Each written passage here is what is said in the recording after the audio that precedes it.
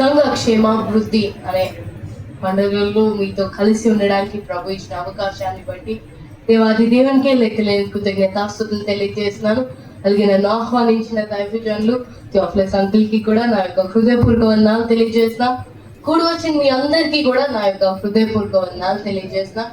వాక్యంలోనికి వెళ్లే ముందు ప్రార్థన చేసుకుందాం. తలలు వంచినట్లయితే ప్రార్థన చేసుకుందాం. పరిశుద్ధమైన ప్రభువా, ప్రేమ గల తండ్రి, మీ ఘనమైన పాదాల దగ్గరికి వస్తున్నాం. ఈ రాత్రికాల సమయంలో ఈ యొక్క సంఘంలో ఇలా కలిసి మిమ్మల్ని ఆరాధించడానికి, మీ యొక్క వాక్యాన్ని ధ్యానించడానికి మాకు ఇచ్చిన ఈ యొక్క శ్రేష్టమైన సమయాన్ని బట్టి మీకే వందనాలు తెలియజేస్తున్నాం తండ్రి.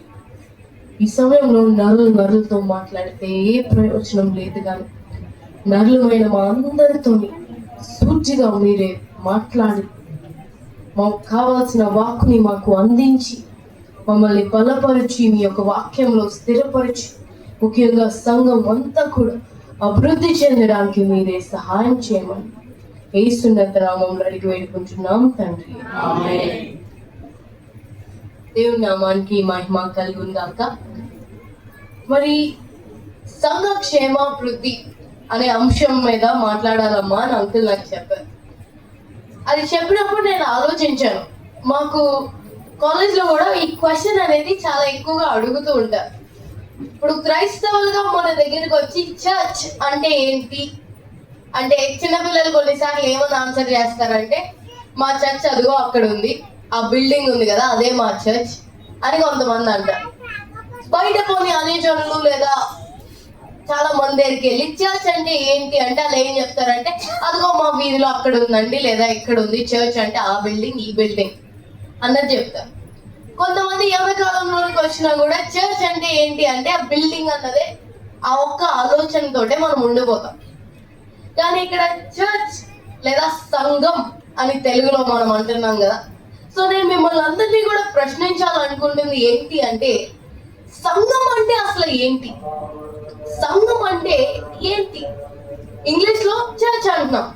చర్చ్ అంటే చిన్నపిల్లలు మొదలుగా అందరూ ఏమంటున్నారంటే, అదిగో అక్కడ ఒక బిల్డింగ్ ఉంది కదా అదే చర్చ్ అంటున్నారు. కానీ చర్చ్ అన్న దానికి ఆ అర్థం ఏంటి అన్నది ఒక్కసారి మనం ఆలోచించాలి. సంఘం మనం చెప్తున్నాం మా సంఘం ఇది, లేదా మా సంఘం పేరు ఇది, లేదా మా మందిరం ఇది అని మనం ఇలా ఈ పదాలు అంటూ ఉంటున్నాం కదా. దాని యొక్క అర్థం ఏంటి అన్నది మనల్ని మనం ఒక్కసారి ప్రశ్నించుకుందామా? ఏంటి సంఘం అంటే అసలు ఏంటి? ఇక్కడ గ్రీక్ భాషలో సంఘం లేదా మందిరం అనే దానికి రాయబడిన పదం ఏంటి అంటే ఎక్లీషియా. ఈ ఎక్లీషియా అనే పదానికి అర్థము ఏంటి అంటే, ఎవరైతే కూడుతున్నారో, కలిసి గ్యాదర్ అవుతున్నారో వాళ్ళని ఎక్లీషియా అంటారు. ఇప్పుడు యేసు ప్రభు వారు ఉన్నప్పుడు కానీ, లేదా పౌలు భక్తుడు రాస్తున్నప్పుడు కానీ పెద్ద పెద్ద మందిరాలు ఏమన్నా ఉన్నాయా? ఇది చర్చ్ అది చర్చ్ అని చూపించడానికి పెద్ద పెద్ద మందిరాలు ఏమైనా ఉన్నాయా? ఇప్పుడు వైజాగ్ లో పెద్ద మందిరం ఏంటి అంటే అది అని ఇదని మనం చాలా చెప్తుంటాం. అగో అక్కడ ట్రినిటీ ఉంది, ఇక జగదంబాలో ట్రినిటీ లూథరన్ చర్చ్ ఉంది, లేదా అక్కడ QMB ఉంది, ఇది ఉంది అది ఉంది అని ఆ చర్చ్ ని ఈ చర్చ్ ని మనం చూపిస్తాం, అంత పెద్దది ఇంత పెద్దది అని. మరి ఆ దినాల్లో కూడా అలా చూపించడానికి ఏమన్నా ఉన్నాయా అంటే ఏమీ లేదు కదా.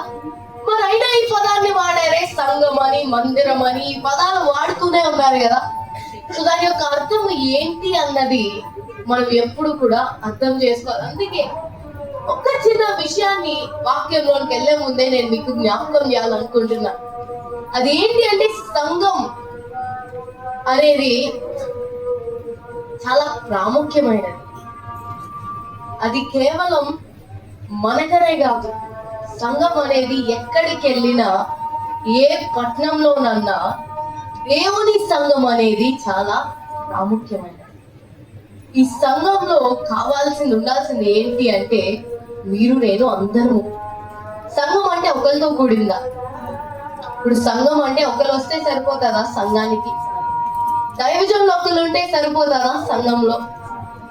లేదా మ్యూజిక్ ప్లే చేసే వాళ్ళు ఒక్కరు ఉంటే సరిపోతుందా సంఘంలో? లేదే. సంఘం అంటే ఒకరితో కూడింది కాదు, ఇద్దరితో కూడింది కాదు. సంఘం అంటే అందరూ ఇక్కడ గ్యాదర్ అయ్యి అందరూ కూడా ఏంటి అంటే మందిరం, ఆయన సంఘం. కనుక సంఘ క్షేమాభివృద్ధి చెందాలి అంటే, సంఘం నిజంగా అభివృద్ధి చెందాలి, క్షేమంగా ఉండాలి అంటే సంఘం ఏది మర్చిపోకూడదు అంటే ఐక్యత. సంఘానికి కావాల్సింది ఏంటి అంటే ఐక్యత. సంఘం అంటే ఒకరు కాదు, సంఘం అంటే దైవజనులు కాదు, సంఘం అంటే ఏదో ప్రతిరోజు వచ్చే 2-3 కాదు. ప్రతి ఒక్కరు కూడా, ఇక్కడ ఉన్న ప్రతి ఒక్కరు కూడా సంఘంలో చాలా ప్రాముఖ్యమైన వాడు. ఇప్పుడు ఎవరికి నచ్చినట్లు వాళ్ళు వెళ్ళిపోయారు అనుకోండి, నేను ఒక సంఘం అని అభివృద్ధి చెందుతారా?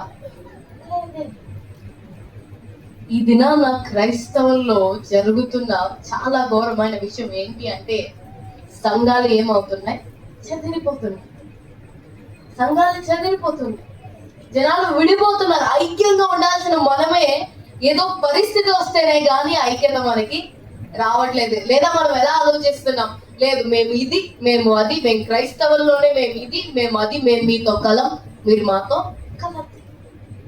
సో సంఘం ఇంకెప్పుడు అభివృద్ధి చెందుతుంది? సంఘం అంటేనే జనాలు, గ్యాదర్ అయిన ప్రజలు. మనమేమో గ్యాదర్ అవ్వడానికి ఏం చేస్తున్నాం అంటే చాలా ఆలోచిస్తున్నాం. ఈ దినాల్లో యవనస్తులు ఎలా ఉన్నారు అంటే, సంఘానికి వెళ్ళాలి, మందిరానికి వెళ్ళాలి అంటే కూడా నాకు ఆ పని ఉంది, ఈ పని ఉంది, లేదా ఆ ఎగ్జామ్ ఉంది, లేదా జాబ్ ఉంది, ఇది ఉందని ఆలోచించి గ్యాదర్ అవ్వడానికి కూడా టైం లేని పరిస్థితుల్లో దినాల్లో మనం ఉంచున్నాం. కనుక నిజంగా సంఘము క్షేమాభివృద్ధిలోకి వెళ్ళాలి, అభివృద్ధి చెందాలి అంటే ఈ ఐక్యత అనేది చాలా చాలా ప్రాముఖ్యమైనది. అందుకే చాలా క్లుప్తంగా కొన్ని విషయాలు ఇది నేను మీకు మరలా జ్ఞాపకం చేయాలనుకుంటున్నాను. ఇవేవి మీకు తెలియని కొత్త విషయాలు అయితే కాదు, కానీ ఈ దినాల్లో కొన్నిసార్లు ఏంటంటే తెలిసినవే మనం ఏం చేస్తూ ఉంటామంటే మర్చిపోతూ ఉంటాం. మనకి తెలుసు, ఇవి చిన్నప్పటి నుంచి వాక్యం తెలిసిన వాళ్ళమే, అందులో దైవజనులు మీకు ఎంతో వాక్యం నేర్పించుంటారు, మీకు తెలియదైతే కదా. అందులో అనేక మంది దైవజనులు వచ్చి కూడా మీకు ఏంటంటే వాక్యాన్ని తెలియజేస్తున్నారు. కానీ కొన్నిసార్లు మనకి ఏం కావాలి అంటే ఒక రిమైండర్ అనేది కావాలి. తెలిసిందే ఒక చిన్న రిమైండర్.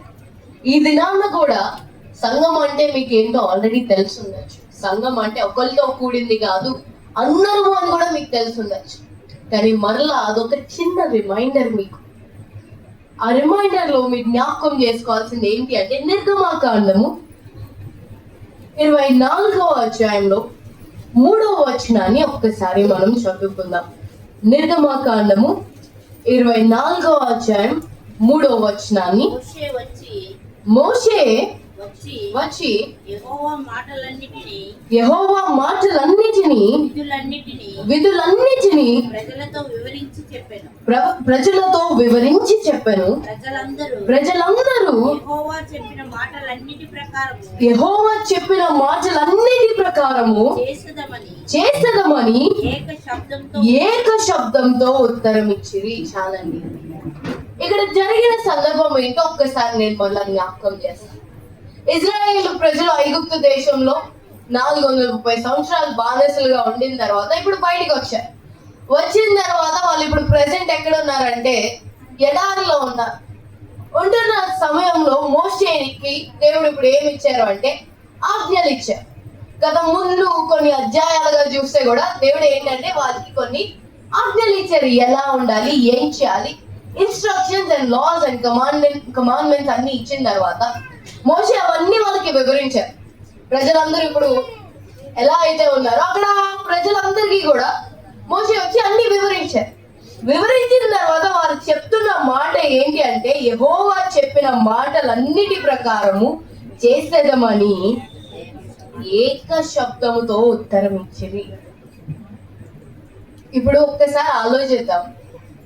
వచ్చి ఏదైనా ఎవరైనా చెప్పారు అనుకోండి, అందరూ కలిపి ఎప్పుడన్నా ఒకే డెసిషన్ తీసేసుకోగలరా? తీసుకుంటారా ఎప్పుడన్నా?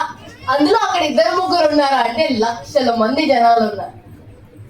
ఆ లక్షల మంది జనాలు కూడా మొత్తం అంతా ఏంటంటే ఒక ఇన్స్ట్రక్షన్ అంటే అధ్యాయాల తరబడి చూస్తాం ఏంటంటే దేవుడు చెప్పిన మాటలు. అవన్నీ విని వాళ్ళు వెంటనే ఇస్తున్న రెస్పాన్స్ ఏంటి అంటే, యెహోవా చెప్పిన మాటలన్నిటి ప్రకారం మేము చేసేస్తాం. అది ఒకరు చెప్తున్నారా, 2 చెప్తున్నారా అంటే అందరూ కూడా ఏక శబ్దంతో. నిజంగా అలాంటి డెసిషన్స్ తీసుకోగలిగితే ఎంత సింపుల్గా ఉంటుంది మన జీవితం ఈ దినాల్లో, అవునా కాదా? ఇప్పుడు ఎలక్షన్స్ వచ్చాయి అంటే అందరం కలిపి ఒక డిసిజన్ తీసుకుంటామా? ఒకళ్ళనే ఎంచుకుంటాం మేమని ఎప్పుడైనా మనందరం కలిపి నించున్నామా? లేదా ఏ విషయంలోనన్నా బయటే, సంఘంలోనే కాదు బయట అన్నా ప్రజలందరూ కలిపి ఒకే నిర్ణయం తీసుకొని దాని మీద మేము స్టాండ్ అవుతాం, ఇదే ఏక శబ్దంలో ఎప్పుడన్నా చెప్పగలిగామా అంటే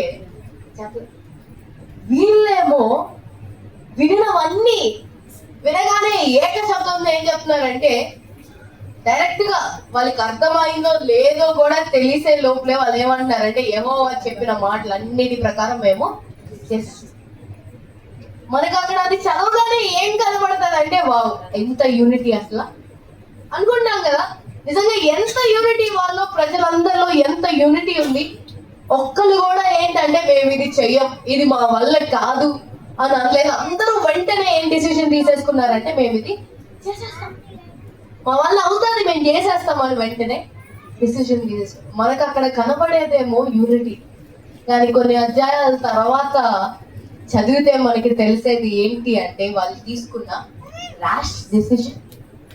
మోషేతో ఏం చెప్తున్నారు? యెహోవా చెప్పింది అన్ని కూడా మేము చేసేస్తాం, కొన్ని అనట్లేదు, మాకు వీలైనవి అనట్లేదు, మాకు అర్థమైనవి అని అనట్లేదు, అన్ని మేము చేసేస్తామని సంఘం అంతా ఏం చేశారు? అక్కడ ప్రజలందరూ కూడా ఏం చేశారు? అక్కడ కొంతమంది రాసలేదు, ప్రజలందరూ కూడా ఏక శబ్దంతో డిసిజన్ అనేది తీసేసుకున్నారు. దానికి వాళ్ళు స్టాండ్ అవ్వగలిగారా అంటే ఇది నాన్న యూనిటీ అంటే అందరము కలిపి వచ్చి ఒక డిసిజన్ మేము తీసేసుకున్నాం అని చెప్పేయడం యూనిటీగా, అది యూనిటీగా. చాలా సార్లు సంఘాల్లో మనకి జరిగేది ఏంటి అంటే వాక్యం వినిన తర్వాత దేవుడు మనతో ఛాలెంజ్ చేసినప్పుడు ఒక తీర్మానం అనేది తీసుకోవాలనేటప్పుడు ఏం చేస్తామంటే ఆవేశంతో తీసేసుకుంటాం. ప్రభు నేను ఇది చేసేస్తాను, లేదా మేము ఇది చేసేస్తామని ఒక సంఘంగా కూడా ఏంటంటే ఆవేశంతో తీర్మానం తీసేసుకుంటాం. కానీ తీర్మానాన్ని ఎంతవరకు మనం కాపాడుకుంటాం? సరే ఆలోచించండి. ఇప్పుడు ఇజ్రాయేలు ప్రజలు ఆ దినాన వాళ్ళు తీసుకున్న లేదా వాళ్ళు చెప్పిన మాటకి కట్టుబడి వాళ్ళు జీవించారా అంటే బయటికి మాత్రం మనకి ఏం కనబడుతుంది? యూనిటీ. వా ప్రజల్లో ఒక్కరు కూడా ఏంటంటే నో చెప్పలేదు, అందరూ కూడా దేవుడి మాటలు వినేస్తాం చేసేస్తాం అన్నారు. అంటే నిజంగా ఎంత గొప్ప యూనిటీ అని మనం అనుకుంటాం. ఇప్పుడు కొన్నిసార్లు బయటకు కూడా సంఘంలో అలానే కనబడచ్చు. ఏంటంటే సంఘం అంతా తీర్మానం తీసేసుకున్నాం కదా, ఇంకా ఇలాగే జీవితం ఇలాగే ఉందామని బయటికి చెప్పేయచ్చు, కానీ అక్కడ చెప్పేస్తే సరిపోదు. యూనిటీ ఎక్కడ కనబడాలి అంటే దాని తర్వాత చేసేటప్పుడు కనబడాలి. ఇక్కడ ప్రజలు చేసిన పొరపాటుని దినాన్న ఆయన సంఘం అయిన మనము పొరపాటు కూడా చేయకూడదు. అదే నేను జ్ఞాపకం చేస్తున్నాను. ఒక్క పర్సన్ కూడా రిజెక్ట్ చేయలేదు, ఒక్కరు కూడా ఆలోచించలేదు ఇది మా వల్ల అవుతాదా లేదా, ఇన్ని ఆజ్ఞలు ఇచ్చారు కదా దేవుడు, మేము చేయగలుగుతామా లేదా అని ఒక్కరు కూడా అక్కడ ఆలోచించలేకపోయారు. అందరూ ఏంటంటే ఓకే వీళ్ళు చెప్తున్నారు వాళ్ళు చెప్తున్నారు సరే సరే చేసేద్దాం అనేసారు. తర్వాత దానికి తగ్గట్టు జీవించగలిగారా అంటే ఎన్ని ఆజ్ఞలు వాళ్ళు బ్రేక్ చేయలేదు. వాటిని బ్రేక్ చేయడం వల్ల వాళ్ళకి ఎన్ని శ్రమలు ఎన్ని శోధనలు వచ్చాయి. సరే ఆలోచించండి. దినాన సంఘం చేస్తున్న పొరపాటు కూడా అదే కదా. ఆవేశంతో చెప్పేస్తున్నాం, ఆయన సంగతిలో ఒప్పేసుకుంటున్నాం, ఇది చేస్తాం.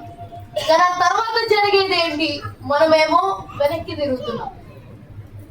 స్టార్టింగ్ లో నేను నిబంధన కోసం చెప్పినప్పుడు ఇదే జ్ఞాపకం చేశాను. ఏంటంటే నిబంధన చేయడం చాలా ఈజీయే, కానీ దానికి తగ్గట్టు దాన్ని పట్టుకొని నిజంగా జీవించడం చాలా కష్టం. ఇప్పుడు ఆయన సన్నిధిలో తీర్మానం తీసేసుకోవడం వీళ్ళగా మనకి కూడా ఏక మనసుతో మేము చేసేస్తాం, ఒకే శబ్దంతో మేము తీర్మానం చేసేస్తాం అంటాం చాలా ఈజీ. కానీ అది కేవలం మాటలతోనే ఆగిపోతుంది. సంఘం నిజంగా క్షేమాభివృద్ధి కలగాలి అంటే, సంఘంలో క్షేమాభివృద్ధి నిజంగా చూడగలగాలి మనము అంటే అది కేవలం మన మాటల్లో, మన ఐక్యత మాటల్లో కనబడితే సరిపోదు, మన క్రియల్లో కనబడాలి. ఇప్పుడు ఇజ్రాయేల్ ప్రజలు ఒక్కొక్కరు కూడా తప్పు చేస్తుంటే పక్క నుండి ఎవరన్నా వాళ్ళని నువ్వు చేస్తుంది తప్పు కానీ పర్లేదు వచ్చి క్షమాపణ అడుగు అని ప్రోత్సహించే వాళ్ళు ఉన్నారా? లేదు. జరుగుతుంది ఏంటి, ఒకరు తప్పు చేస్తే ఇంకొకరు తప్పు చేస్తే ఇంకొకరు, అందరూ కలిపి కృంగిపోతున్నారు. కానీ ఎవ్వరు కూడా వాళ్ళని వాళ్ళు ప్రోత్సహించుకొని, వద్దు మనం అక్కడ మాట ఇచ్చాము గుర్తుందా, దేవుని మాట ఇచ్చాము గుర్తుందా అంటే ఎవరికి కూడా అది పరిస్థితి. అటువంటి పరిస్థితిలోకి ఇజ్రాయేల్ ప్రజలు వెళ్ళిపోయారు. ఇది నాన్న సంఘం అట్టి పరిస్థితిలోనికి ఎప్పటికీ కూడా వెళ్ళకూడదు. ఎందుకు దైవజనులు ఇంత భారంతో ఈ కుడిగలు మీకు పెడుతున్నారు అంటే, దైవజనులకి తెలుసు ఏంటంటే బయట సంఘం పరిస్థితులు ఎలా ఉన్నాయన్న. మీరు నమ్ముతారో లేదో, ఈ దినాన మన ఆంధ్ర రాష్ట్రంలోనే ఒక పెద్ద సంఘాలే ఎటువంటి పరిస్థితిలో ఉన్నాయంటే కోర్టు కేసులో ఉన్నాయి. సంఘాలు వాళ్ళ మధ్య జరిగే గొడవలను బట్టి ఎక్కడున్నాయంటే సంఘాలు కోర్టు కేసులో ఉన్నాయి. సంఘాలని నడిపించాల్సింది ఎవరు? దైవజనులు. కానీ ఈ సంఘాలని ఎవరు నడిపిస్తున్నారు తెలుసా? సంఘాల్లో జరిగే ప్రతిదీ ఎవరు డిసిజన్ తీసుకున్నారు తెలుసా? హైకోర్టులో ఒక జడ్జి డిసిజన్ తీసుకున్నారు సంఘంలో ఏం జరగాలి. మనకి యూనిటీ లేకపోతే ఏం జరుగుతుందంటే, మాటల్లో వాళ్ళు చెప్పేయచ్చు మేమంతా కలిసి ఉంటామని, క్రియల్లోనికి వచ్చేటప్పటికి అది లేక ఇప్పుడు నిజంగా జరుగుతున్న పరిస్థితి. మా ఫ్రెండ్స్ నాకు ఫోన్ చేసి చెప్తున్నారు, మా సంఘం పరిస్థితి ఇది తెలుసా, మాకు చర్చ్ లో కనీసం డీకన్స్ కూడా లేరు, ఎల్డర్స్ కూడా లేరు, ఎందుకంటే మా సంఘాలన్నీ ప్రస్తుతానికి హైకోర్టులో కేసులో ఉన్నాయి. ఒక జడ్జి గారికి నెలకి 26 lakhs ఇస్తూ మా సంఘాలు నడిపిస్తున్నారు తెలుసా అని చెప్పారు. అది ఈ దినాన జరుగుతున్న పరిస్థితి. మరి మన సంఘం ఎన్ని పరిస్థితులు వచ్చినా కూడా అంత ఘోరమైన పరిస్థితికి వెళ్ళకూడదు అంటే, మొట్టమొదటిగా ఇజ్రాయేలు ప్రజల్ని చూసి మనం నేర్చుకోవాల్సింది ఏంటంటే రాష్ డిసిషన్స్. తొందరగా డిసిజన్ తీసుకోవడం. మనకి వాళ్ళ దేవుడు మనతో మాట్లాడారు చెప్పారు అంటే వాళ్ళు విన్నారు, అర్థం చేసుకున్నారా లేదా అన్నది మనకి తెలియదు.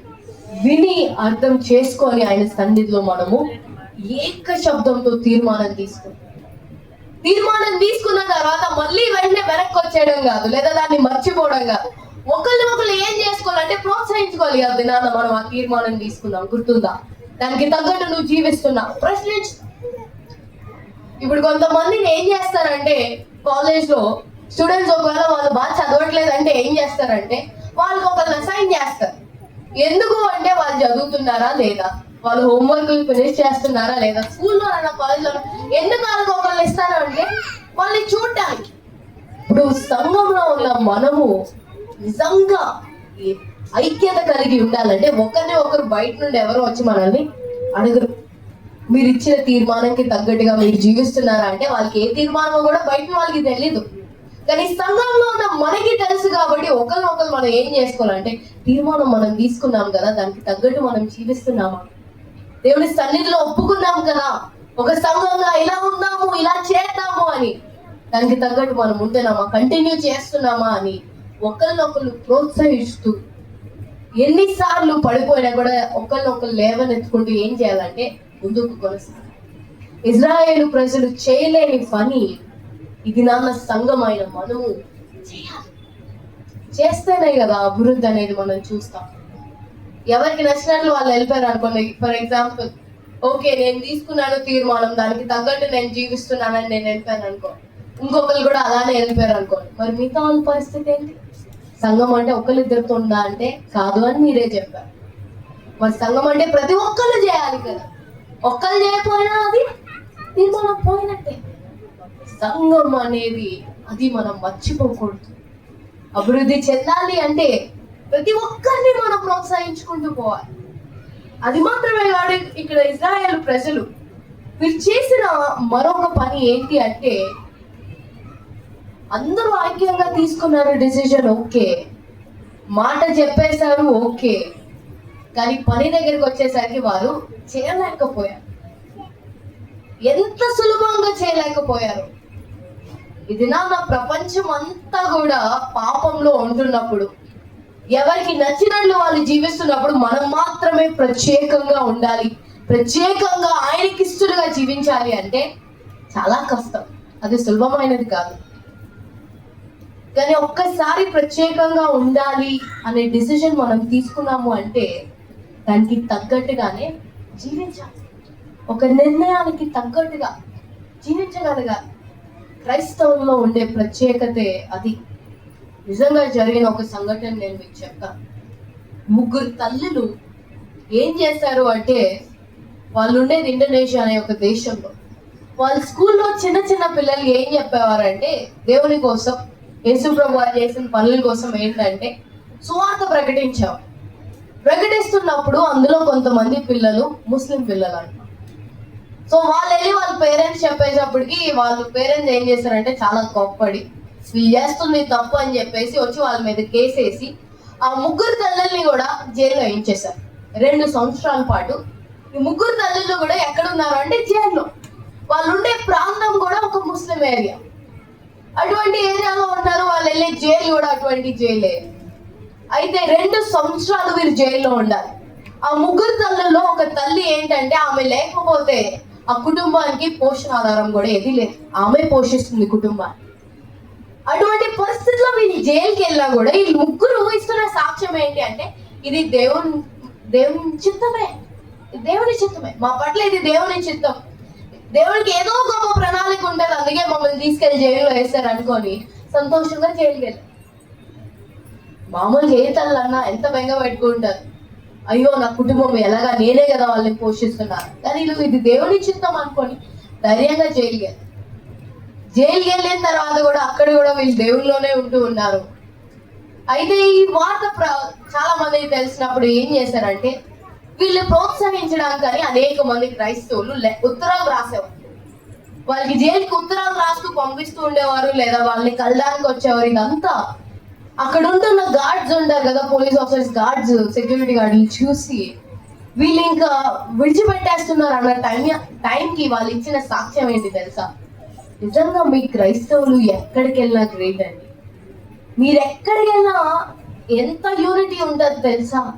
మీరు జైల్లో ఉన్నా కూడా మీకు ఇన్ని లెటర్లు వస్తున్నాయంటే, ఇంతమంది మిమ్మల్ని చూడడానికి వస్తున్నారంటే నిజంగా మీ యూనిటీ చాలా గ్రేట్ అండి.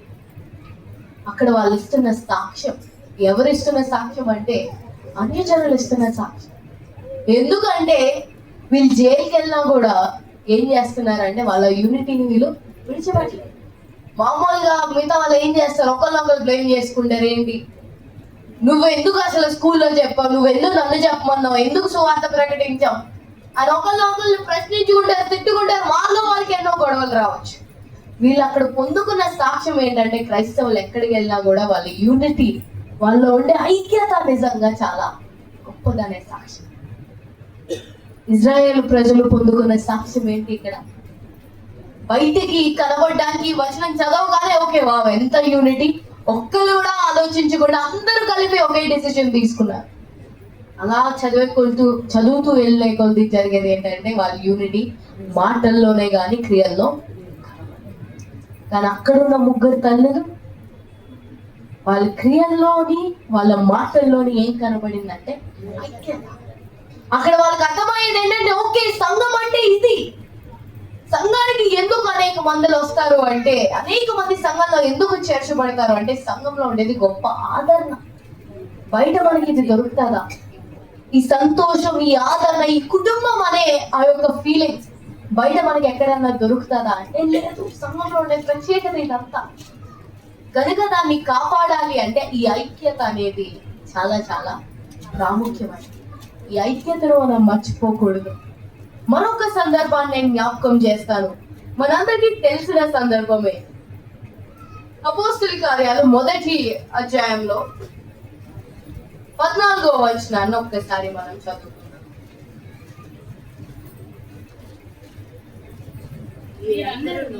మీరందరూ వీరందరితో కూడా కొందరు స్త్రీలను యేసు తల్లి అయిన మరియ ఆయన సహోదరులను ఏక మనస్సుతో ఎడతెగక ప్రార్థన చేయుచుండిరి. చాలండి.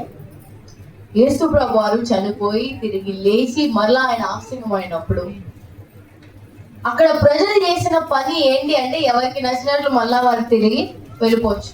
యేసు ప్రభు వారి మధ్య ఉన్నారా, వీళ్ళు ఏం చేస్తున్నారో చూడడానికి అంటే లేదు. కానీ వీళ్ళు అక్కడ చేసింది ఏంటి అంటే, ఏక మనసుతో ఎడతెగక ప్రార్థన చేయించుకుంది. సంఘము క్షేమాభివృద్ధి చెందాలి అంటే సేమ్ జరగాల్సింది ఏంటి అంటే ఏక మనస్సుతో ప్రార్థన. ఇజ్రాయేల్ ప్రజలు అందరూ ఏక శబ్దంతో అరిశారు. ఏమని? మేము ఒక నిర్ణయం తీసుకుంటున్నాము అని. ఇక్కడ ఈ ప్రజలు ఏం చేస్తున్నారంటే ఏక మనస్సుతో, ఏక శబ్దంతో కాదు, బయటికి వెళ్ళి మాటలతో చెప్పట్లేదు. మేము ఇలా ఉంటాం ప్రభా, మాకు అది కావాలి ప్రభా, పరిశుద్ధాత్మని పంపించండి అని బయటికి వెళ్ళి మాటలతో చెప్పట్లేదు. ప్రభా మేము ఏం చేయాలో మాకు కావాల్సిన బలాన్ని అందించండి అని వీళ్ళు మాటలతో చెప్పట్లేదు. ఏక శబ్దంతో వీళ్ళు ప్రార్థన చేయట్లేదు. చాలా జాగ్రత్తగా చూడండి ఇక్కడ పదానికి ఉండే డిఫరెన్స్. ఏక శబ్దంతో వీళ్ళు అలవట్లేదు, ప్రార్థించట్లేదు. కానీ ఎలా ప్రార్థిస్తున్నారంటే ఏక మనస్సుతో. మన క్రియలు అనేవి ఎక్కడి నుండి స్టార్ట్ అవుతాయి అంటే మన మనస్సు నుండే. కనుక ఇక్కడ ఈ ప్రజలు చేస్తుంది, ఇక్కడ ఈ సంఘం చేస్తుంది. మనం చూద్దాం ఎటువంటి సంఘంగా ఉండాలనుకుంటున్నాం అన్నది మనం ఇక్కడే డిసైడ్ అవ్వాలి. ఏక శబ్దంతో అరిసే సంఘంగా ఉందామా, లేదా ఏక మనస్సుతో ప్రార్థించే సంఘంగా? యూనిటీ రెండిట్లోని మనకి ఏం కనబడుతుంది? యూనిటీ, ఐక్యత కనబడుతుంది. ఇక్కడ అందరూ చేస్తున్నారు, ఇక్కడ అందరూ చేస్తున్నారు. రెండిట్లోనే ఐక్యత ఉంది. కానీ రెండిట్లో ఏది క్షేమాన్ని కలిగించేది, ఏది అభివృద్ధిని కలిగించేది అన్నది మీకు తెలుసు. సో ఆ నిర్ణయం మళ్ళీ ఎవరు తీసుకోవాలి? మీరే తీసుకున్న తర్వాత వదిలేస్తారా? ఒక 2 రోజులు పాటిస్తారా, లేదా ఒక నెల పాటించి మానేస్తారా అంటే మళ్ళా అది మీ చేతుల్లోనే. ఈ ప్రార్థన, ఏక మనస్సుతో చేసే ప్రార్థన అంటే ఏంటి తెలుసా? ఇక్కడ ఇంతమంది ఉన్నాము, ఇప్పుడు దైవజనులు వచ్చి ఒక విషయం కోసం తెలియజేశారు అనుకోండి, ఇది జరుగుతున్న పరిస్థితి అంటే ఏక మనసుతో అందరూ ఏం చేయాలి తెలుసా? ఒకే భారంతో దాన్ని బట్టి ప్రార్థించాలి. భారంతో దైవజనులు చెప్పగానే మనం చూసి చెప్పుకోక్కర్లేదు, మాట్లాడక్కర్లేదు. వెంటనే మన హృదయాల్లో ఏంటంటే ఒకే ఒక భారం. ఏంటి ఆ భారం అంటే ఆ అంశం ఏదన్నా అవ్వచ్చు. ఏ అంశం నిమిత్తమై దైవజనులు ప్రార్థించమన్నారో మనం ప్రశ్నించకూడదు. ఎందుకు నేను దీని కొరకు ప్రార్థించాలి, ఈ టైంలో అది దానికోసం నేను ఎందుకు ప్రార్థించాలి, నాకు ఇన్ని సమస్యలు ఉన్నాయి, నేను దీని కొరకే ఎప్పుడు ప్రార్థిస్తాను. అది ఏక మనసు మళ్ళా. మనం వ్యక్తిగతంగా ప్రార్థించినప్పుడు మన కొరకు మనం ఎన్నన్నా ప్రార్థించుకోవచ్చు, మనకి ఎన్నున్నా అవి తెలియజేయచ్చు. సంఘంలో ఏక మనసుతో ప్రార్థన చేయడం అంటే ఎవరి కొరకు వాళ్ళు ప్రార్థన చేసుకోవడం కాదు. ఇక్కడ వాళ్ళందరూ కూడా ఇప్పుడు మరియా, యేసు తల్లి అయిన మరియా ఉన్నారు, ఆయన సహోదరులు ఉన్నారు, శిష్యులు ఉన్నారు. వాళ్ళందరూ కూడా వాళ్ళ కొరకు వాళ్ళు ప్రార్థించుకుంటారు అనుకుంటున్నారా మీరు? అక్కడ ప్రభువా నేనేం చేయాలి? ఇప్పుడు పేతురు అక్కడ ఉన్నాడు, ఆయన అప్పటి వరకు ఏం చేశారు? చేపలు పట్టుకునే చాలు. ఆయన వెనకాల తిరిగారు, ఓకే. మరలా ఏం చేశారు? చేపలు పట్టుకోవడానికి. ఇప్పుడు మరలా వచ్చారు. ఇప్పుడు ఆయన ఏం ప్రార్థన చేసుకుంటుంటారు అక్కడ కూర్చొని? ప్రభువా ఇప్పుడు నా కుటుంబం ఎలాగా, నేను చేపలు పట్టట్లేదు కదా, ఎలా పోషించాలని ప్రార్థన చేసుకుంటుంటారు ఆయన. లేదా అక్కడ అనేక మంది ఉన్నారు కదా ఆయనతో పాటు, వాళ్ళందరూ ఎవరి కొరకు వారు ఆలోచిస్తూ ప్రార్థించారా అంటే లేదు. చాలా క్లియర్ గా వాక్యం సెలవిస్తుంది ఏంటంటే వారు ఏక మనస్సుతో ఎడతెగగా ప్రార్థించారు. ఏక మనస్సుతో వాళ్ళందరికీ కూడా ఒకే ఒక్క భారం ఏంటంటే ఇప్పుడు యేసు ప్రభువు తిరిగి వెళ్ళారు. ఆయన ఏం చెప్పారంటే నా వెనకాతల ఆదరణకర్తను పంపిస్తాను, పరిశుద్ధాత్మ వస్తారు, మీకు కావాల్సిన శక్తిని ఆయన ఇస్తారు, శక్తి పొందుకున్నాక మీరు ఏమన్నా చేయాలి. సో వీళ్ళు ఏక మనసు దేని కొరకు ఎదురు చూస్తూ ప్రార్థిస్తున్నారు అంటే ఒకటి పరిశుద్ధ. వాళ్ళ జీవితాల్లో ప్రాబ్లమ్స్ లేవా అంటే ఓల్డ్ ఉన్నాయి. అప్పటి వరకు ఏసై వెనకాతలు తిరిగిన ప్రజలు ఏసైనే సిలువేసేసారంటే వీళ్ళని నెక్స్ట్ ఏరా వాళ్ళకి తెలీదా? భయం ఉండదా అంటే వారి జీవితంలో ఎంతో భయం, శ్రమలు, బాధలు, ఇబ్బందులు ఏమీ లేవా అంటే, కష్టాలు లేవా, టెన్షన్స్ లేవా అంటే బోల్డ్ ఉన్నాయి. సో వాటి కోసం ప్రార్థించకుండా వీళ్ళు ఏం చేస్తున్నారంటే అందరూ కూడా ఏక మనస్సుతో. ఇది నా సంఘము నిజంగా క్షేమాభివృద్ధి చెందాలి అంటే ఇది కూడా చాలా ప్రాముఖ్యమైనది. చాలా సార్లు మనం చూస్తాం కదా, ప్రార్థన ఏది చేయమన్నారో దాన్ని మర్చిపోయి మనం ఏం చేస్తూ ఉంటామంటే మిగతావన్నీ కూడా మనం యాడ్ చేసేస్తూ ఉంటాం. కానీ ఏక మనసుతో చేసే ప్రార్థన ఎలా ఉండాలి అంటే, ఇప్పుడు ఇక్కడ అందరం కలిసి ఉన్నాము, ఒక్కదాని నిమిత్తమై ప్రార్థన చేస్తామంటే అందరూ మనసుల్లో ఒకే ఒక్క భారం ఉండాలి. మన వ్యక్తిగత జీవితంలో ఎన్ని భారాలు ఉన్నా, ఎన్ని విషయాల్లో బాధలు ఉన్నా కూడా ఆ పక్కన పెట్టాడు. ఏక మనసుతో చేసే ప్రార్థన అది చాలా చాలా పవర్ఫుల్, చాలా శక్తితో కూడినది. ఇంతమంది ఇక్కడ ఉన్నాము కదా, ఏక మనసుతో ఒక విషయం నిమిత్తమే మనం ప్రార్థన చేస్తే ఎలా ఉంటుందో తెలుసా? అసలు శక్తి ఎన్ని కార్యాలు జరుగుతాయో తెలుసా? వీళ్ళు ఎడతెగక ఎన్ని రోజులు ప్రార్థించారో మనకి తెలుసు. 10 రోజులు ఎడతెగక 10 రోజులు ప్రార్థిస్తే జరిగింది ఏంటి తెలుసా? 3,000 మంది సంఘంలో చేర్చబడ్డారు. 3,000 మంది. అదే యొక్క మనస్సుతో ఎడతెగక మీరు ప్రార్థన చేస్తే అభివృద్ధి అనేది మీరు ఎలా చూస్తారో ఒకసారి ఆలోచించండి. ఒకసారి ఆలోచించండి ఎంత శక్తివంతమైనది అనేది ఈ ఏక మనసుతో చేసే ప్రార్థన. నిజంగా జరిగిన ఒక సందర్భాన్ని నేను మీకు తెలియజేస్తాను. ఇంగ్లాండ్ దేశంలో ఒక మిషనరీ వచ్చారు. ఆయన ఉద్దేశం ఏంటి అంటే, చాలా ప్రాంతాలు ఉన్నాయి ప్రపంచంలో, వాటికి సువార్త అందించడానికి సేవకులు వెళ్ళట్లేదు, సేవకుల్ని సిద్ధపరచాలని ఆయన ఏం చేస్తారంటే ఒక మీటింగ్ ఏర్పాటు చేస్తారు ఆయన సంఘంలోనే. సరే అని చెప్పి మీటింగ్ ఏర్పాటు చేసిన తర్వాత వెళ్తే మీటింగ్ లో ముఖ్యంగా ఎక్కువ మంది ఎవరు వస్తారు? స్త్రీలే వస్తారు. అక్కడ ఈయన ఏం ఎక్స్పెక్ట్ చేశారంటే పురుషులు వస్తారేమో అనుకున్నారు. కానీ ఇక్కడ అక్కడ కూడా ఏం జరిగిందంటే పురుషులు ఎవరు రాలేదండి, స్త్రీలే వచ్చారు. అందరూ స్త్రీలే వస్తే ఈయన ఏం సిద్ధపడి వచ్చారు? ఎలాగన్నా కూడా మిషనరీస్ ని సిద్ధపరచాలి, దేశాలకి పంపించాలి అని ఈయన వస్తే అక్కడ వచ్చింది అందరూ స్త్రీలు. సో ఈయనకి ఏం చేయాలో అర్థం కాలే. ఏం చేయాలి ప్రభు, అయ్యో నేను పురుషులు వస్తారు అనుకున్నాను అని చెప్పేసి, సరే స్త్రీలు వచ్చారు కదా అని చెప్పేసి వాళ్ళకి ఒకటే చెప్పారంట, ప్రార్థన యొక్క శక్తి కొరకు వాళ్ళకి తెలియజేశారు. ప్రార్థన యొక్క శక్తి కొరకు తెలియజేసి ఆయన ముఖ్యంగా ఏం చేశారంటే, ప్రపంచంలో జరుగుతున్న పరిస్థితులు ఇవమ్మా, కొన్ని దేశాలు ఇలా ఉన్నాయి అలా ఉన్నాయి, వాళ్ళకి యేసు ప్రభువారు అంటే ఎవరో తెలీదు, సువార్త అంటే ప్రకటించే వాళ్ళు కూడా అసలు ఎవరు లేరు, అక్కడికి వెళ్ళట్లేదు, మీరు ప్రార్థిస్తారా వారి కొరకు? మిషనరీస్ లేవనెత్తబడాలి అని మీరు ప్రార్థిస్తారా అంటే ఆ సెషన్ అంతా ఆయన మాట్లాడారు. ఆ స్త్రీలు అందరూ కూడా ఒప్పుకున్నారు. ఆయనకి తెలియని విషయం ఏంటి అంటే, ఈయన అంతా చెప్తున్నప్పుడు కీబోర్డ్ వెనక అట్లా ఒక చిన్న కుర్రోడు ఉన్నారు. ఈయన చెప్పిన మాటలన్నీ విన్నారు, అక్కడ పరిస్థితులు అన్నీ విన్నాడు ఆ చిన్న కుర్రోడు. ఆ అన్ని వినిన తర్వాత ఆ చిన్న కుర్రోడు అనుకున్నాడు ఏంటంటే, నేను ఎలా ఉన్నా కూడా ఒక మిషనరీ అవ్వాలి, ఎలా అన్నా కూడా ఒక మిషనరీ అవ్వాలని ఆ చిన్న కుర్రోడు ఫిక్స్ అయ్యాడు. ఫిక్స్ అయిన తర్వాత సంవత్సరాలు అయిన తర్వాత ఆయన ఎవరి కాలంలోకి వచ్చేటప్పటికి డాక్టర్ అయ్యారు. డాక్టర్ అయిన తర్వాత ఆయన ఏంటంటే మిషనరీ అవ్వాలని సిద్ధపడ్డాడు. ఆయన ఎవరో కాదు, మనకి చాలా సార్లు వింటూనే ఉంటాం, పేరు ఏంటంటే డేవిడ్ లివింగ్స్టన్. ఆయన డాక్టర్ అయ్యారు, మిషనరీ అవ్వాలని ఆఫ్రికా దేశానికి వెళ్ళారు. దేశానికి వెళ్ళిన తర్వాత ఆయన వెళ్ళిన మూడు ప్రాంతాలకు వెళ్ళేవారు. ఆయన వెళ్ళినప్పుడు అక్కడ ఉంటున్న ఆ యొక్క గ్రామంలో ఆ చుట్టుపక్కల ఉన్న వాళ్ళకి అంటే నచ్చలేదు, ఈయన చేస్తున్న పని నచ్చలేదు. నచ్చకపోతే వాళ్ళు ఏమని ఫిక్స్ అయ్యారంటే, ఆ చీఫ్ వాళ్ళందరూ కూడా గ్రామ హెడ్ ఉంటారు కదా, వాళ్ళందరూ ఏం ఫిక్స్ అయ్యారంటే, ఈయన్ని ఎలా అన్నా మనం చంపేద్దాం, మనం చంపేద్దాం, ఈయనతో మనకి పని అవ్వదు, ఈయన వల్ల మనకి ఏం మంచి జరగట్లేదు, చంపేద్దాం అని ఫిక్స్ అయిపోయి ఆ వేళ నైట్ ఫిక్స్ అయిపోయి చంపేద్దామని. ఈయనకి అర్థమైపోయింది ఏంటంటే, నన్ను మీ ప్రజలు ఇంకా చంపేస్తారు, ఈయన ఇంట్లో ఉన్నారు, ఈయన ప్రార్థన చేసుకుంటున్నారు. ఇది ఏంటి అంటే జనవరి 14వ తారీఖున ఆయన చంపేద్దామని ఫిక్స్ అయిపోయారు. ఆ చీఫ్ వాళ్ళందరూ కూడా చంపేద్దాం అనుకున్నారు, ఈయన కూడా ప్రార్థన చేసుకున్నారు. ఎందుకు అలా వచ్చిన వాళ్ళే తిరిగి వెనక్కి వెళ్ళిపోయిన తర్వాత ఎందుకో వాళ్ళే దేవుళ్ళలోనికి వచ్చి రక్షణ పొందుకొని మందిరానికి రావడం ప్రారంభించారు. అలా వాళ్ళు మందిరానికి రావడం, దేవుళ్ళు ఎదగడం, ఇదంతా ఈయన చూసి ఈయనకి మరలా ఎందుకో ఆ జనవరి 14వ తారీఖు గుర్తొచ్చి ఈయన అడిగారు, అవును కదయ్యా, నేను నా డైరీలో రాసుకున్నాను, జనవరి 14వ తారీఖు నన్ను చంపేద్దాం అనుకున్నారు కదా, చంపేద్దానికి వచ్చేసారు కదా, ఎందుకు మళ్ళీ వెనక్కి తిరిగి వెళ్ళిపోయారు మీరు అంటే, అలా నిజంగా మమ్మల్ని చంపేద్దామని వచ్చాం కానీ మీ ఇంటి చుట్టూ ఏమున్నాయి తెలుసా, 47 మంది మీ ఇంటి చుట్టూ ఉన్నారు, మీరు అంతమందిని అప్పటికప్పుడు ఎలా పిలుస్తారండి అని అడిగారు.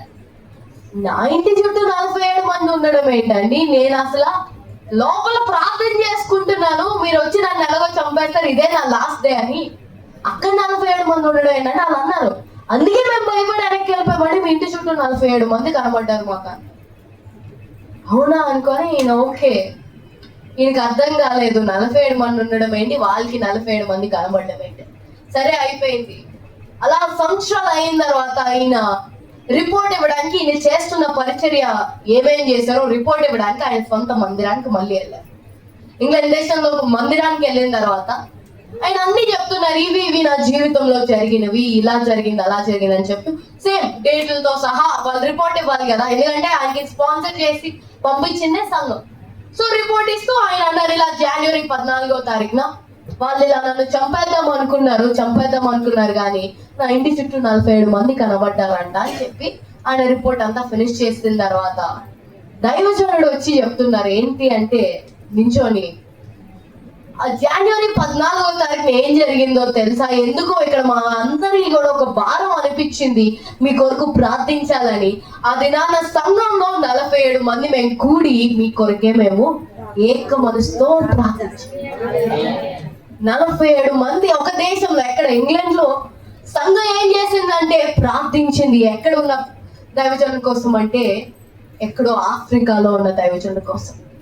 ఆయన మరణించాల్సిందే, సంఘం ఇక్కడ ప్రార్థిస్తే అక్కడ జరిగింది ఏంటంటే ఆ ప్రజలకి అక్కడ 47 మంది ఆయన చుట్టూ కనబడడం వల్ల భయంతో వాళ్ళు తిరిగి వెళ్ళిపోయారు.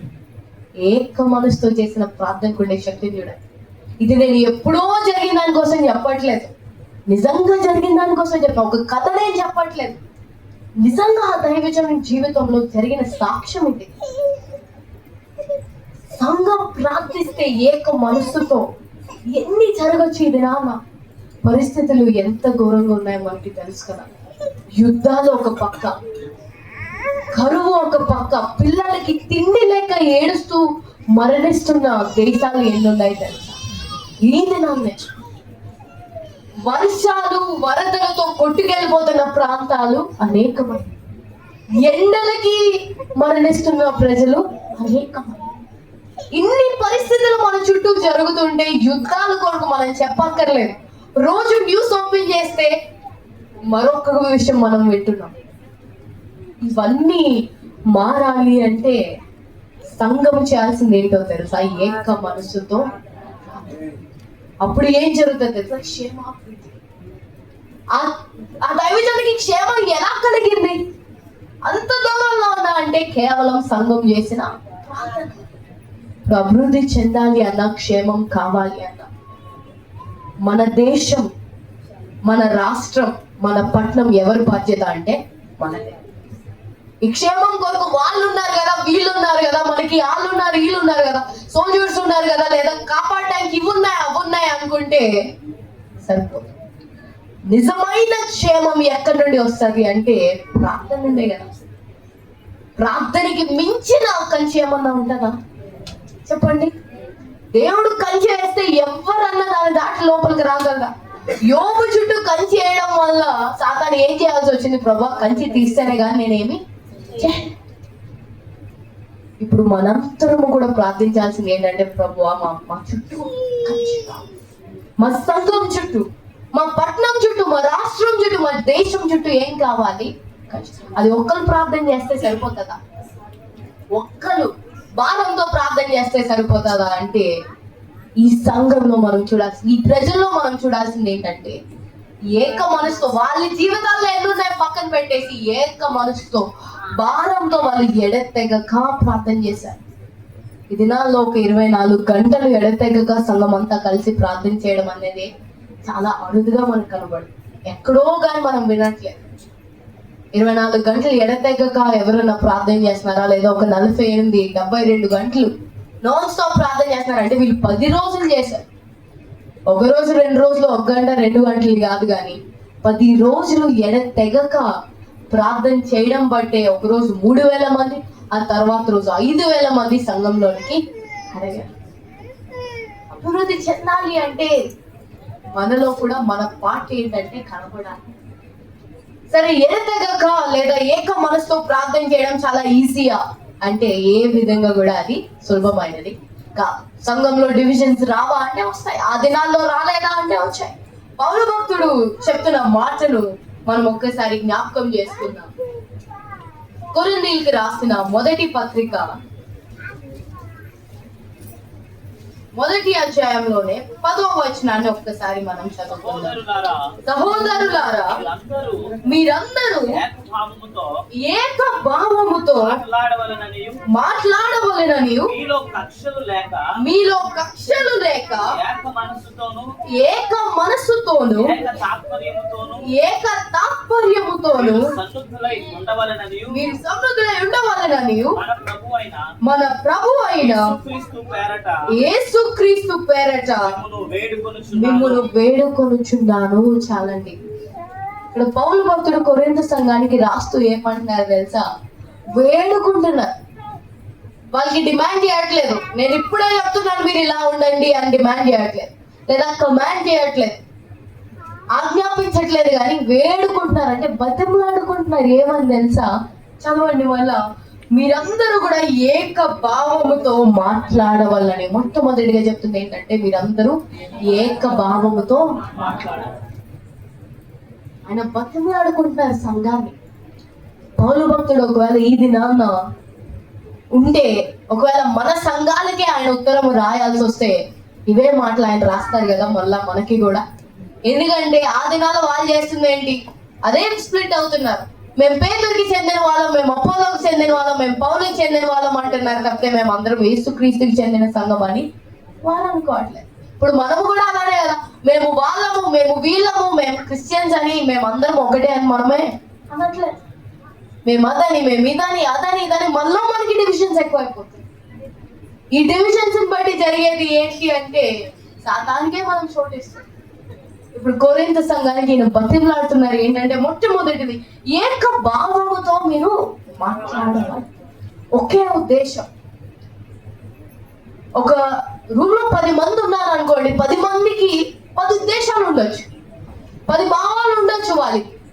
కానీ వాళ్ళు కలిసి ఉండాలి అనుకుంటే 10 మంది కూడా ఎలా మాట్లాడాలి అంటే ఒకే భావంతో వాళ్ళు మాట్లాడగలరు. సంఘం అంటే అది. ఎంత మంది ఉన్నా కూడా, ఎన్ని భావాలతో ఉన్నా కూడా సంఘం అనేటప్పటికి ఎవరికి నచ్చినట్లు వాళ్ళు చేసేది కాదు, ఎవరికి నచ్చినట్లు వాళ్ళు ఉండడానికి ఇది సంఘం అనేది ఒకరిలో కూడింది. అందరూ కలిపి ఎలా ఉండాలి అంటే ఏక భావముతో మాట్లాడవాలి. ఏక భావంతో. ఏంటి ఆ ఏక భావం? సంఘానికి కావాల్సిన ఆ యొక్క ఏక భావము ఏంటి అంటే దేవుణ్ణి మనము మహిమపరచాలి. అదే మన యొక్క ఉద్దేశం కదా. మనం ఎందుకు ఇక్కడ ఈ లోకంలో ఉన్నాం? ఎందుకు ప్రభు మనకి సమయాన్ని ఇచ్చారు? అనేక మందిని ఆయన తీసుకెళ్ళిపోతున్నారు కదా. అయినా మనల్ని ఇంకా ఎందుకు ఉంచారు అంటే సమయాన్ని మనకి ఎందుకు ఇచ్చారు అంటే ఒక ఉద్దేశం అనేది, ఒక భావం అనేది ఆయనకు ఉంది. అది ఏంటంటే మనం ఆయన్ని మహిమపరచాలి.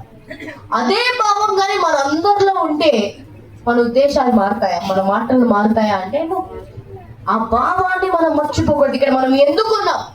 సంఘం యొక్క ఉద్దేశం ఏంటి అంటే ఆయనను మహిమపరచాలి. ఆ భావాన్ని మనం కలిగి ఉంటే మన మాటలు అన్ని కూడా ఎలా ఉంటాయంటే ఏకభావంతో. తర్వాత ఆయన వల్ల జ్ఞాపకం చేసినంటే మీలో కక్షలు లేక. మీలో కక్షలు లేక. కుటుంబంలో కక్షలు ఉండొచ్చా అంటే ఉండకూడదు. అలాగని చెప్పి ఉండవా అంటే ఉంటాయి. ఉన్నా కూడా ఎలా ఉండాలి అంటే లేనంటే. మరి సంఘం అనేది ఆయన కుటుంబం.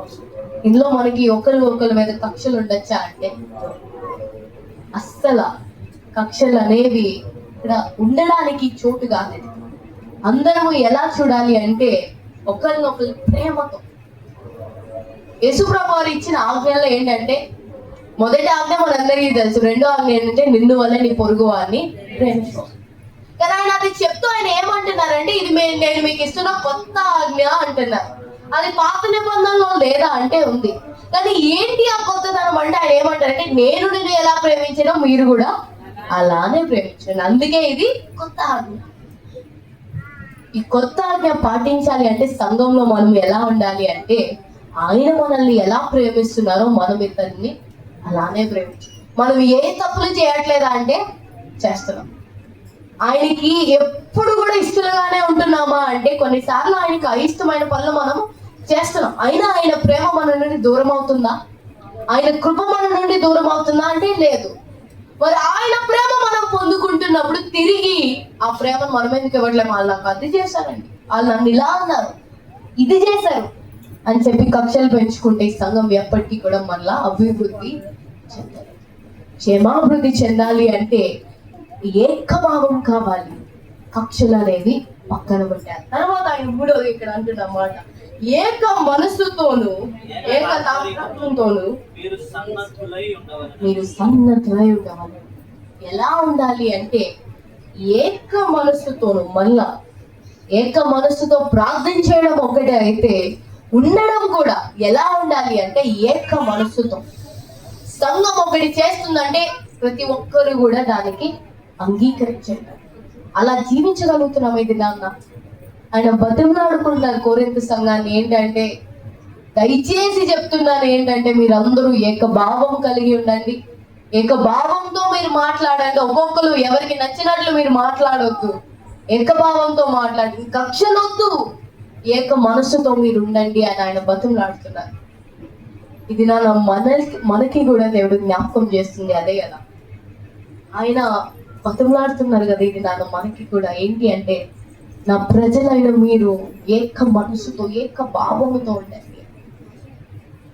మనలో ఉండే సాడ్ రియాలిటీ ఏంటంటే చాలా మంది ఏమన్నారంటే, ఏదో ఒకటి జరిగితేనే కానీ క్రైస్తవులు అందరూ ఏకమవ్వరు అని. అలా అనిపించుకోవడం ఎందుకు మనం? అలా ఎందుకు మనం అనిపించాలి? ఏదైనా జరిగితేనే మనం కలిసి ఉంటామా? లేదే.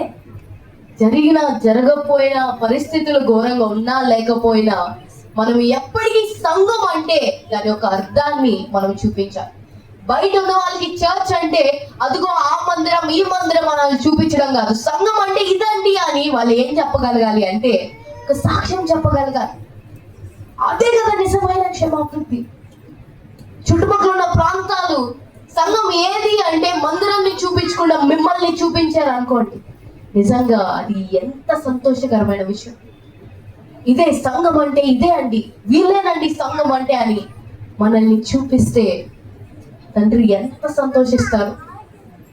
ఆయన ఆలయంలో ఉంటారా మనలో ఉంటారా అంటే మనకి తెలుసు, మనలో ఉంటున్నారు. మనమే ఆయన ఆలయం అని తెలుసు, మనమే ఆయన మందిరం అని తెలుసు. సంఘం అంటే మనమే అని కూడా మనకి తెలుసు. మరి ఈ సంఘాన్ని బయటికి మనం ఎలా చూపిస్తున్నాం? సాక్ష్యం అనేది ఎలా కనబడుతుంది? మనం ఎంత లోపల గ్రో అయినా కూడా బయట కూడా అది కనబడాలి. మాటలు మనం ఎన్ని చెప్పినా కూడా అది మన క్రియల్లో కనబడాలి. ఈ 3 విషయాలు కూడా నేను అందుకే మీకు మళ్ళా జ్ఞాపకం చేశాననే చెప్తున్నాను. మీకు తెలియనివి కాదు, ఇది తెలిసినవే. కానీ ఎందుకు జ్ఞాపకం చేస్తున్నానంటే ఈ పరిస్థితుల్లో, ఈ దినాల్లో ఇవి చాలా చాలా అవసరమైనవి. ఏక శబ్దముతో అరిసే సంఘంగా ఉందామా? ఏక మనసుతో భారంగా ప్రార్థించే సంఘంగా ఉందామా? ఏక మనసు భావం అన్ని కలిగి కక్షలు లేకుండా ఉండే సంఘంగా మనం ఉంటామా? మనమే ఆలోచిద్దాం. వీళ్ళు ఎలా అభివృద్ధి చెందారో మనకి తెలుసు. ఇజ్రాయేలు ప్రజలు ఎలా నాశనానికి గురయ్యారో మనకి తెలుసు. చరిత్ర అంతా మనకి తెలుసు. చివరికి మిగిలింది ఏంటంటే మన చేతిలో ఒక డిసిజన్. ఇప్పుడు ఈ తీర్మానం తీసుకున్నాక ఇజ్రాయేలు ప్రజల్లాగా కొన్ని రోజులు చేసి వెనక్కి వెళ్ళిపోతామా, లేదా ఆ దినాన మేడగదిలో ఉన్నవారు వల్లే అది నెరవేరినంత వరకు కూడా ఎడతెగక దానికి పట్టుకొని జీవిస్తాం? వెంటనే అయిపోద్దా అంటే 10 రోజులు వాళ్ళు చేశారు. ఎవరు విడిచిపెట్టుకుంటే 10 రోజులు నిలబడి ప్రార్థించాల్సి వచ్చింది వాళ్ళు ఎడతెగక.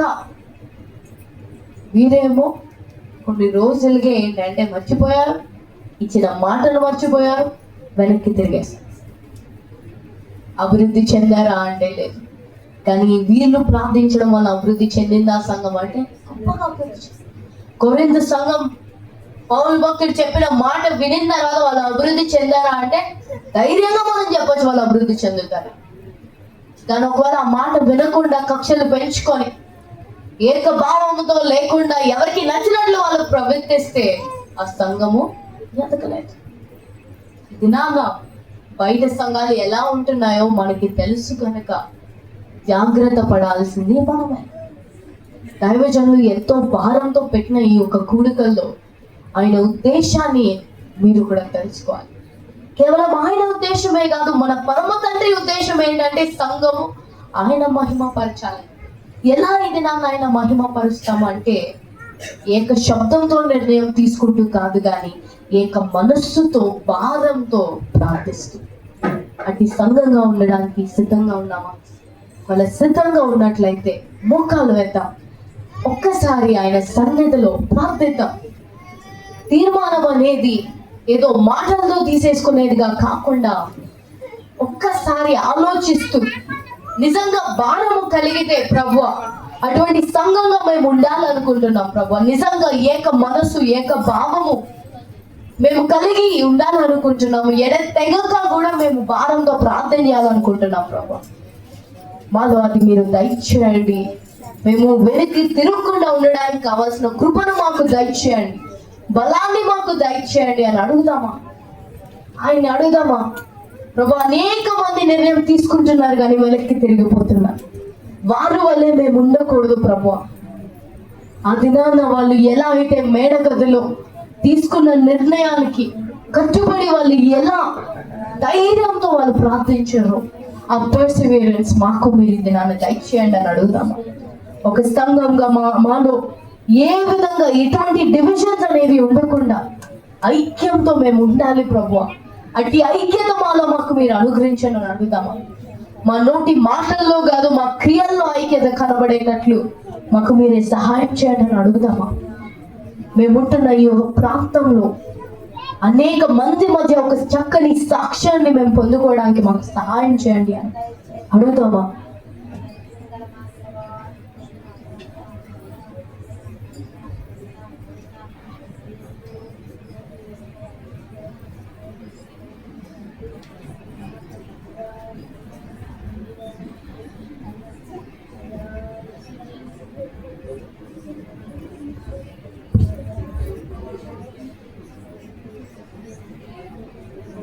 బిడ్డలారా, విశ్వాసులారా, మనమందరము ఏక మనసుతో ప్రార్థిద్దాం. ఏక భావంతో, ఏక తాత్పర్యంతో, ఏక మనస్సుతో అందరము ఒకే భావంతో ప్రార్థన చేద్దాం. ఇప్పటి వరకు మనం విన్నాం, మన సంఘం అభివృద్ధి చెందాలి అంటే, మన సంఘం అభివృద్ధి చెందితే తండ్రి ప్రభు అనేకులు ఇంకను నాయన ఈ సంఘంలో చేర్చబడతారు. కాబట్టి అందరము ఏక మనసుతో ప్రార్థిద్దాం. ఈ ప్రాంతం అంతటి కొరకు ప్రార్థిద్దాం. అనేక మంది అన్యజనులు ప్రభా మిమ్మల్ని ఎరగకుండానే నశించిపోతున్నారయ్యా, వీరందరినీ రక్షించండి ప్రభా అని మనమందరము ఏక మనసుతో కన్నీటితో ఆయన పాదాలు కలుగుదామా? ప్రార్థన చేద్దాం. ఎవరు అనాలోచితంగా మందిరంలో ఉండొద్దు. అందరము ఏక మనసుతో ప్రార్థిద్దాము. ఈ ప్రాంతం అంతటి కొరకు ప్రార్థిద్దాము. ఎందుకంటే అనేక మంది ఆయన నామాన్ని ఎరగకుండానే నశించిపోతున్నారు. మనం చూస్తున్నాము, అనేక మంది ఈ క్షణంలో కనబడిన వారు మరు క్షణంలో కనబడట్లేదు. మనకు భారం ఉంది, వారి కొరకు ప్రార్థిద్దాము. వారు కూడా రక్షింపబడి ఆయన రాజ్యంలో ఉన్నట్లు ప్రార్థన చేద్దాము. నరకానికి అనేకులు పాత్రులు అయిపోతున్నారు. యవనస్తులు అనేకులు నశించిపోతున్నారు. ఇలా వెళ్ళి అలా తిరిగి రాని పరిస్థితిలో ఉంటున్నారు. వాక్యం నెరవేరబడుతుంది. మరణము యవనస్తులు వీధుల్లో లేకుండా మరణం కిటికీలు ఎక్కుతుందని ఇర్మియా ప్రవచించినట్లుగా ఈ దినాల్లో జరుగుతుంది. అన్ని చూసి కూడా మనం మౌనంగా ఉండకూడదు. మనం దేవుణ్ణి అడగాలి. మన బిడ్డల క్షేమం కొరకే కాదు, అనేక మంది క్షేమం కొరకు, మన సంఘం అభివృద్ధి చెందడానికి, అనేక మంది రక్షింపబడడానికి దేవుణ్ణి అడుగుదాము. అందరము ఏక మనసుతో ప్రార్థన చేద్దాం. పరిశుద్ధుడు అయిన తండ్రి, ప్రేమగల ప్రభువా, మీ ఘనమైన నామానికి వందనాలు చెల్లిస్తున్నాం తండ్రి ప్రభు. నాయన ఆనాడు ఇశ్రాయేలు ప్రజలు తండ్రి ప్రభువా ఏక శబ్దంతో వారు నాయన తీసుకున్నారు కానీ నిర్ణయాన్ని ప్రభు, ఆ నిర్ణయాన్ని పాటించలేకపోయారు తండ్రి ప్రభు. కానీ తండ్రి మేడగదిలో తండ్రి ప్రభు 120 మంది కూడా తండ్రి ప్రభు ఏక మనసుతో ఎడతెగక ప్రార్థించారు తండ్రి ప్రభా. వారు అద్భుత కార్యాలు చూశారు తండ్రి ప్రభా. మేము అలా ప్రార్థించలేకపోతున్నాం తండ్రి ప్రభు. నాయన ఈ సమయాన్ని ప్రార్థిస్తున్నాం తండ్రి ప్రభా. ఈ ప్రాంత ప్రజలందరి కొరకు మేము ఏక మనసుతో అడుగుతున్నాం తండ్రి ప్రభా. మీరందరూ రక్షింపబడాలి నాయన తండ్రి ప్రభు. నాయన నీ రాజ్యంలో ఉండాలి తండ్రి ప్రభు. నాయన నాయన పెట్టె కుప్పల మీద ఉన్న దీనులను మమ్మల్ని పిలిచి నాయన నీ విశ్వాసులుగా మీరు ఏర్పాటు చేసుకున్నారు తండ్రి ప్రభా. నాయన వారిని కూడా పిలవండి తండ్రి ప్రభా, వారిని కూడా రక్షించండి తండ్రి ప్రభు నాయన. వారిని కూడా నాయన మారు మనసు దయచేయండి ప్రభు నాయన. వారు మీ సన్నిధిని ఎరుగునట్లు సహాయం చేయండి తండ్రి ప్రభా. అటువంటి మాదిరికరమైన జీవితాలు మా అందరికీ దయచేయండి ప్రభు నాయన. నాయన మమ్మల్ని చూచి వారు మిమ్మల్ని చూడాలి తండ్రి ప్రభు నాయన. ఈ ప్రాంత ప్రజలందరినీ నీ చేతులకు అప్పగిస్తున్నాం తండ్రి ప్రభు. నీ సేవకులు అప్పచెప్తున్నాం తండ్రి ప్రభు నాయన. నీ పాదాలు పట్టుకొని బ్రతులాడుకుంటున్నాం తండ్రి ప్రభు నాయన. అడుగుడి మీకు ఇవ్వబడి అన్నావు తండ్రి ప్రభు నాయన. మీ నామంలో ఏది అడిగినా ఇస్తారన్నారు తండ్రి ప్రభు నాయన. నీ దాసుని యొక్క భారం ఏమైనది ఎరిగిన దేవుడు తండ్రి ప్రభు నాయన. ఈ ప్రాంత ప్రజలందరూ రక్షింపబడాలని తండ్రి ప్రభు. అనేక మంది నాయన నీ బిడ్డలు మందిరంలో చేర్చబడాలని ప్రభు నాయన. ఈ మందిరం నూతనంగా ఇంకును పెద్దదిగా కట్టాలని ఆశపడుచునుగా తండ్రి ప్రభు. నీ దాసుని యొక్క ఆశలు తండ్రి ప్రభు మీరు నెరవేర్చమని పెడుతున్నాం తండ్రి ప్రభు. ఈ సంఘము తండ్రి ప్రభా ఇంకను దినదినము అభివృద్ధి చెందుతూ తండ్రి ప్రభు నాయన. ఎడతెగక ప్రార్థించే వారుగా తండ్రి ప్రభు నాయన. ఏక మనసుతో తండ్రి ప్రభు నాయన, ఏక భావంతో తండ్రి ప్రభా, ఏక తాత్పర్యంతో తండ్రి ప్రభా ఈ బిడ్డలందరూ ప్రార్థించడానికి సహాయం చేయండి ప్రభా. నాయన వీళ్ళ కక్షలు కానీ తండ్రి ప్రభా, నాయన భేదములు కానీ లేకుండా తండ్రి ప్రభా ఒకరినొకరు ప్రోత్సాహపరుచుకుంటూ తండ్రి ప్రభు నాయన నీ సన్నిధిలో అభివృద్ధి చెందడానికి సహాయం చేయండి ప్రభా. మీరు విశ్వాసాన్ని అభివృద్ధి పరచండి తండ్రి ప్రభు నాయన. నాయన నీ సన్నిధి నీ కాపుదల ఈ సంఘం చుట్టూ ఉంచుకొని అడుగుచున్నాం తండ్రి ప్రభా. నీ దాసులను జ్ఞాపకం చేసుకోండి. ఆయనకి ఇచ్చిన తలంపులన్నీ కూడా తండ్రి ప్రభా మీరు నెరవేర్చి ఈ సంఘము ఇంకను అభివృద్ధి చెందుతూ అనేకులకు దేవుని గర్భంలో నాయన సహాయం చేసి మీరే మహిమ పొందమని, వచ్చిన ప్రతి బిడ్డను కూడా వాక్యమును వారి హృదయంలో భద్రం చేసుకొని వాక్యానుసారంగా జీవించే జీవితాలు ప్రతి ఒక్కరికి దయచేయమని యేసు అతి పరిశుద్ధ నామమున అడిగి వేడుకుంటున్నాం తండ్రి. ఆమేన్.